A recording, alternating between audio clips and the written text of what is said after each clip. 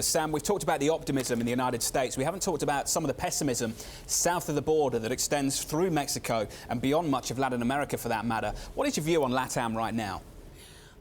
We continue to invest in Latin America.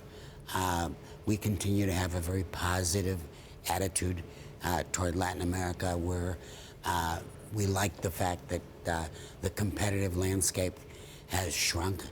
And so the number of competitors that we have are less than we had 3 or 4 years ago.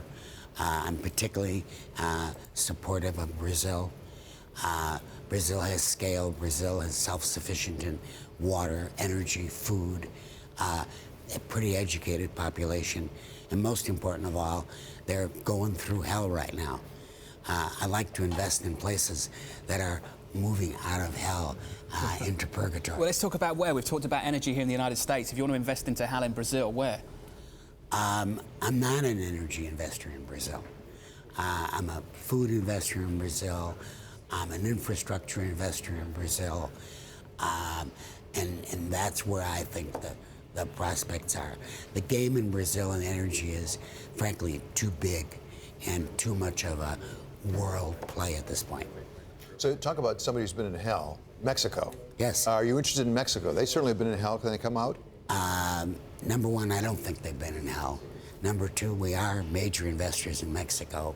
Three, I'm very optimistic about Mexico's future.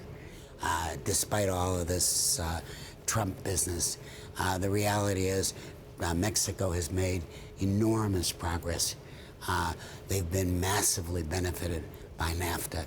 And even if NAFTA is adjusted, I think Mexico will continue to benefit from it. So does that mean you've taken a look at it, and this, as you call it, Trump business will ultimately get resolved and it will not materially hurt Mexico? I believe that's the case. And we just committed the other day, we have a big retail project, company in Mexico, and we continue to expand it. And we're pretty comfortable with what's going on.